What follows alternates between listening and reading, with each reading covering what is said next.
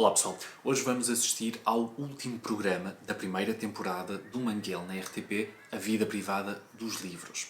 Eu ainda não decidi se vou continuar a ver as outras temporadas, pelo menos a fazer aqui os reacts para o canal, mas é algo que eu até posso discutir com vocês um bocadinho mais no final. Mas estou bastante curioso de perceber qual é o livro ou o escritor que o Manguel escolheu para terminar aqui a sua primeira temporada deste programa na RTP. Vamos então assistir. Que personagens interessantes as deste livro.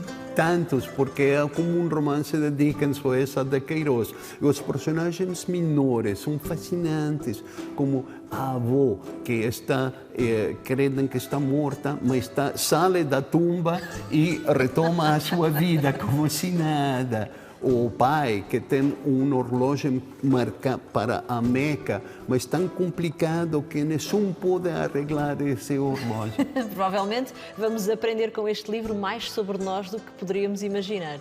Mais sobre nós em Turquia e em Portugal, que tem tantas similitudes. Bem, o melhor é vermos afinal se não nos atrasamos. Sim, vamos a ver se acordamos o relógio com estas máquinas extraordinárias. Não sei que livro possa ser.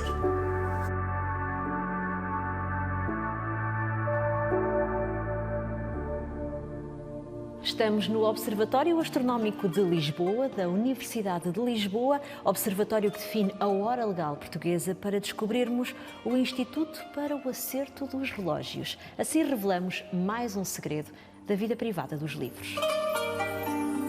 Já estou a ver qual é este livro, não conheço, nunca vi ninguém a ler este livro que depois tenha feito então a opinião, mas já tive o livro nas mãos, na FNAC. Ele é uma novidade, há de ser uma edição mais ou menos recente e é um belo de um calhamaço e fiquei bastante curioso. E agora talvez com o vídeo do Manguel sinta ainda mais curiosidade e talvez adquira o livro. Mas vamos então perceber porque é que o Manguel o escolheu e para dar destaque aqui no seu programa. Que livro nos traz ao Observatório Astronómico de Lisboa?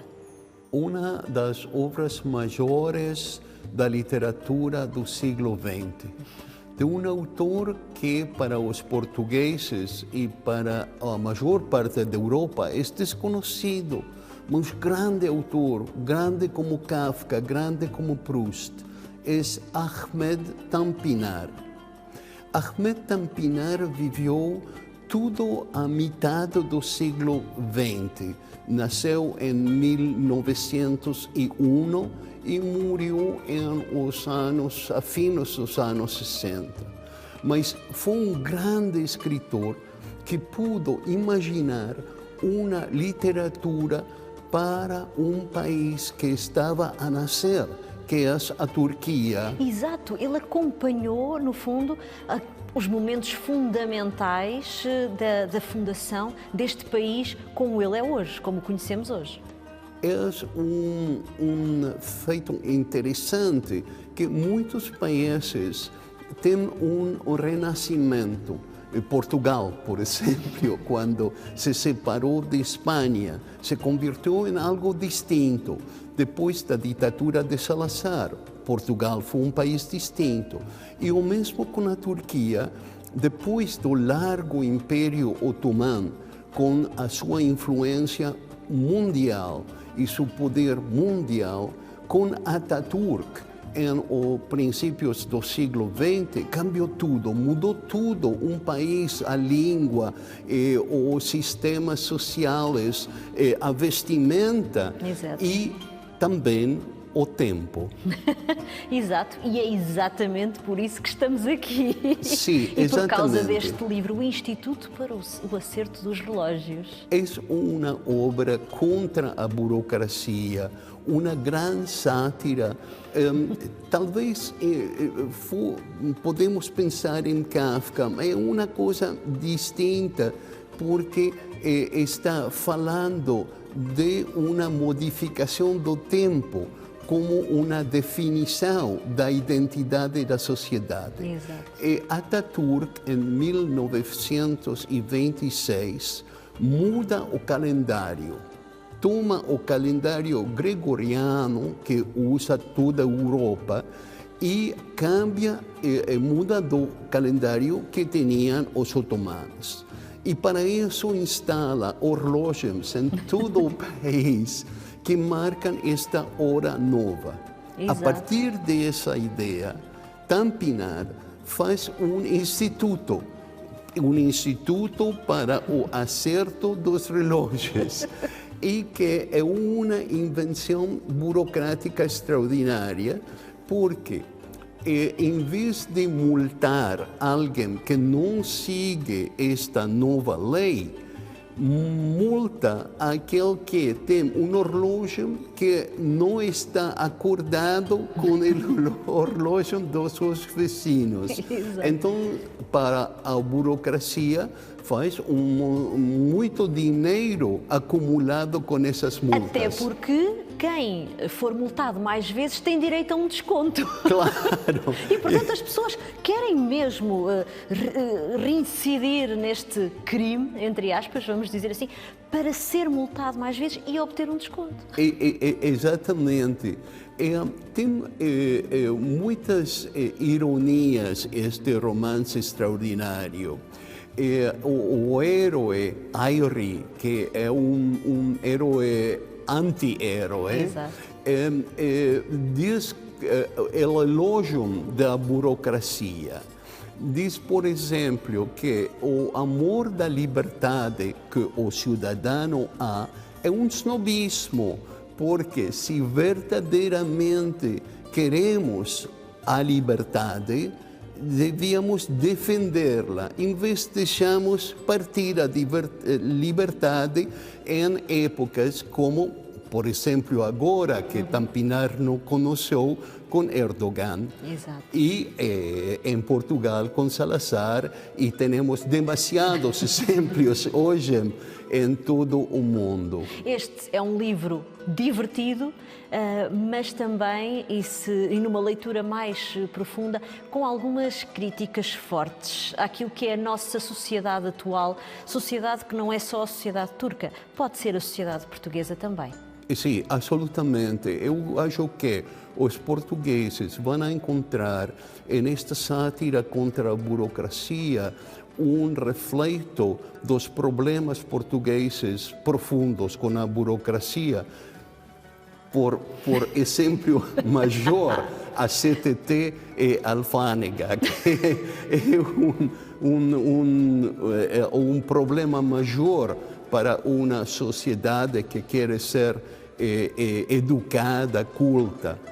Mas Tampinar não é só autor disto. Exato. É um autor que se interessou na história da literatura turca. A geografia do país que estava a refazer-se com um livro de 5 cidades. E um romance muito importante e muito distinto deste, que não foi traduzido todavia em português, deve ser traduzido em português, que Orhan Pamuk considerou o mais grande romance turco de todos os tempos, que se chama Alma em Paz, que é um romance proustiano, a nostalgia do tempo em Istambul. Mas começamos com este. É um bom começo. Que é um bom começo maravilhoso para descobrir um autor de uma importância extraordinária. No início desta conversa, o Alberto disse que este é um autor relativamente desconhecido na Europa. Por que será? Porque, o mesmo que os portugueses, os turcos são discretos, não fazem alarde das suas bondades, dos seus méritos. Se Tampinar houvesse escrito em francês ou inglês, todo mundo falaria dele. Em vez, como turco, como português, são línguas, civilizações discretas.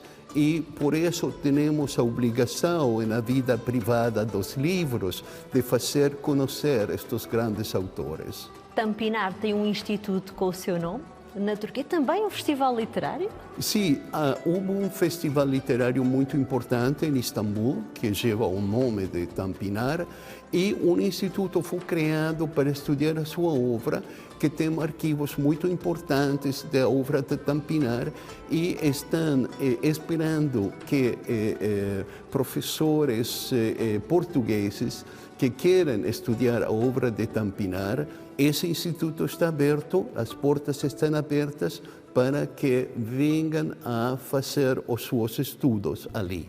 Tanpınar não se ficou pela Turquia, viajou. Viajou muito, como tantos europeus, foi encantado com Paris. A civilização era a civilização francesa, mas voltou em Turquia e aplicou o que havia visto em o resto da Europa, em França, ao seu país e escreveu uma literatura nova, porque a dificuldade apresentada por as modificações de Atatürk, uma das dificuldades maiores para os escritores, era a modificação da língua, também um problema português também agora. Mas com essa nova língua deviam escrever coisas novas. E isso é que Tanpınar fez também.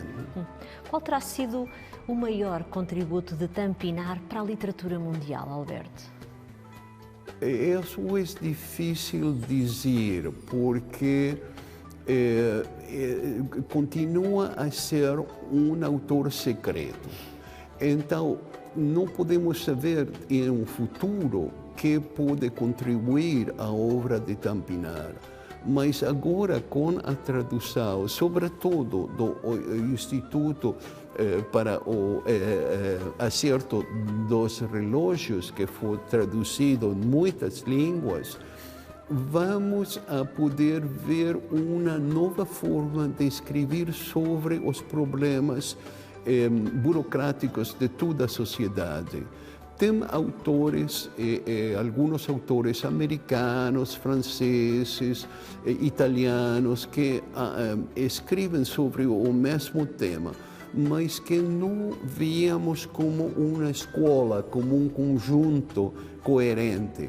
Agora, talvez, através de Tanpınar, vamos a ver a relação destes escritores tão diversos como Don DeLillo, como Marcel Amé, como Brancanti, todos esses escritores que são não tão conhecidos, mas que têm este tema comum da burocracia que está oposta a nossas liberdades. Nesta época da eletrônica, que quer fazer de tudo os consumidores constantes, sem deixar um momento para a reflexão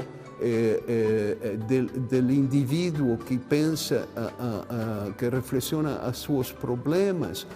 A obra de Tanpınar pode ser um antídoto. Poderá haver, então, mais em comum entre a sociedade portuguesa e a sociedade turca, mais em comum do que aquilo que nos pode parecer à primeira vista? É uma pergunta difícil. Vamos deixar os leitores descobrir a resposta por eles mesmos. Combinado. Reservamos, então, outros segredos para outros episódios da vida privada dos livros. Certo. Nada expectável esta escolha, então, aqui deste escritor turco Tanpınar. Eu ia dizer precisamente no início do vídeo que o único escritor turco que eu assim me venho à memória é mesmo o Orhan Pamuk, um escritor do qual eu não li nada, mas tenho alguns livros aqui em casa. Mais uma vez, como eu vos disse, foi um livro que eu folhei na livraria e não sei absolutamente nada. Acho que é um trabalho formidável trazer para Portugal uma primeira tradução de um escritor que o próprio Manguel considera ali a par de Kafka, de Proust, como um dos grandes escritores de todos os tempos, ou pelo menos dos tempos mais recentes. E o próprio Orhan Pamuk descreve uma das obras de Tanpınar, este paz como o grande romance turco. E lá está, uma obra não expectável, uma escolha totalmente fora da caixa, algo que eu e tantos de vocês provavelmente não estariam à espera. E é o que ele refere. Existe aqui um foco tão intenso naquilo que se escreve em inglês, naquilo que se escreve em francês e porventura italiano ou alemão e espanhol, certamente, mas depois tudo o resto, fora destas 5 grandes línguas, tudo o resto fica um bocadinho aquém dessa atenção. E, obviamente, o turco não será uma língua tão falada como o português, portanto, ainda mais prejudicada será a sua distribuição enquanto literatura. Mas ele realmente compara aqui, em termos de serem discretas, as culturas, tanto portuguesa como turca. E, de facto, são bastante ricas, não é? Como nós temos visto, Istambul é um dos grandes destinos mundiais, uma das grandes cidades mundiais, até porque encerra dentro de si uma cultura que é ela própria influenciada pela sua geografia tão peculiar, o facto de estar ali na fronteira de grandes continentes. E Portugal, como é lógico, também um grande destino turístico cada vez mais popular. Portanto, é o que Manguel diz. Talvez esta tradução, que não foi só para o português, foi também para outras línguas, talvez faça renascer este escritor turco. Digam se já conheciam Tanpınar, se gostam de apostar assim em escritores novos, se vocês confiam nestas escolhas dos editores. Obviamente que existe por trás dessa publicação não só uma deliberação, não só uma escolha bem pensada, mas mais do que procurar um sucesso imediato, obviamente o que a Antígona procura é uma consolidação do seu catálogo. E a escolha não passa, mais uma vez, por uma questão puramente comercial, é também um contributo para a cultura. Obviamente que eu sinto-me também sintonizado para aquela escolha, sinto-me cativado, sinto-me curioso, acima de tudo curioso, para, se não a curto prazo, talvez a longo prazo, investigar aquela escolha daqueles editores, daquela editora em particular. A mesma coisa acontece, por exemplo, para outras. Uma tinta da China, um relógio d'água, um sistema solar, são editoras que eu estou sempre atento. Basicamente é isto. Portanto, são editoras para as quais eu estou sempre sintonizado. E, obviamente, como são editoras pouco focadas em novos lançamentos, tudo aquilo que publicam vem então dessa deliberação que é sempre bastante ponderada. Enfim, tudo para dizer que eu gostei bastante deste episódio. É o tipo de episódio que me faz querer depois adquirir o livro e vou estar atento e tentar pesquisar aqui também opiniões acerca deste livro do Tanpınar. Mais uma vez, obrigado por estarem desse lado, por me terem acompanhado nesta primeira temporada do programa do Manguel e vemo-nos então no próximo vídeo. Ok? Tchau, pessoal!